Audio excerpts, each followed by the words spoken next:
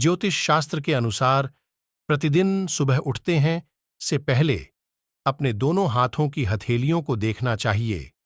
मान्यता है कि दोनों हाथों की हथेली में देवी लक्ष्मी का वास होता है।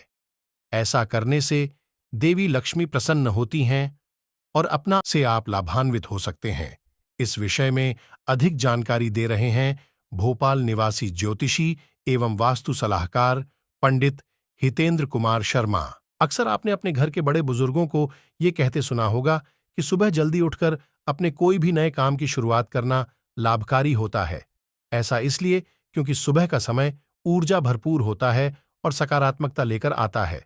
यदि आप भी चाहते हैं कि आपको सफलता, तरक्की, धन, वैभव और समृद्धि मिले, तो सुबह उठकर ये काम जरूर करें। वे कौन से काम हैं जिन्हें कर लक्ष्मी कर मध्य सरस्वती कर मूले तु गोविंद प्रभाते कर दर्शनम आ। ऐसा करने से आपके घर में कभी धन की कमी नहीं होगी, छाई रहती है। ईश्वर का नाम लें।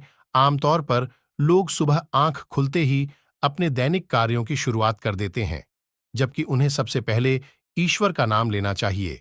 आपको राधे कृष्ण, सीताराम, श्रीमन नारायण नारायण जैसे शब्दों के साथ अपने दिन की शुरुआत करनी चाहिए। इसके बाद अपनी दोनों हथेलियों को जोड़ते हुए इस मंत्र का जाप करें। कराग्रे वस्ते लक्ष्य। विस्तार से जानकारी देते हैं। सूर्योदय से पहले जागें। कहते हैं कि जिस घर में सूर्योदय से पहले झाड़ू लग जाए, वहां कभी सुख समृद्धि की कमी नहीं होती है। घर के मुख्य द्वार हमेशा सूर्योदय से पहले खुल जाने चाहिए। खिड़कियों, दरवाजों से आती सूर्य की पहली किरण घर में धन के भंडार भर देती है। जो लोग सुबह देर तक सोते हैं, उनके घर हमेशा दरिद्रता। अक्सर इंसान की लाख कोशिशों के बावजूद घर में धन का अभाव रहता है। दरिद्रता हमेशा उसके द्वार पर पसरी रहती है। उसे चाहकर भी योजनाओं का श्रेष्ठ फल प्राप्त नहीं होता है। ज्योतिषियों ने घर में पसरी आर्थिक तंगी से बचने के उपाय बताए हैं। जो लोग सुबह आंख खुलते ही 4 काम कर लेते हैं, उनके घर कभी गरीबी दस्तक नहीं देती है। आइए आपको इस बारे में ज्योतिष शास्त्र में घर में पसरी आर्थिक तंगी से बचने के लिए कई उपाय बताए हैं।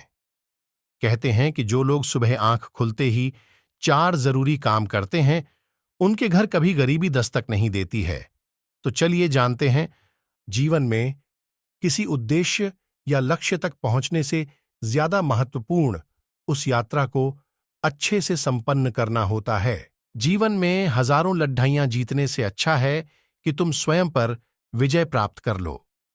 फिर जीत हमेशा तुम्हारी होगी, इसे तुमसे कोई नहीं छीन सकता।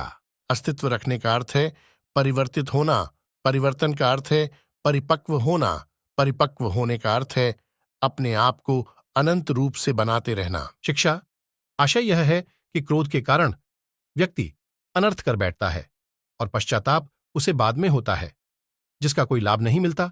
इसलिए हमें क्रोध नहीं करना चाहिए। असल मायने में क्रोधित व्यक्ति अछूत हो जाता है और उसे अकेला छोड़ देना चाहिए। क्रोध करने से तन, मन और धन तीनों की हानि होती है। क्रोध से ज्यादा हानिकारक कोई और वस्तु नहीं है।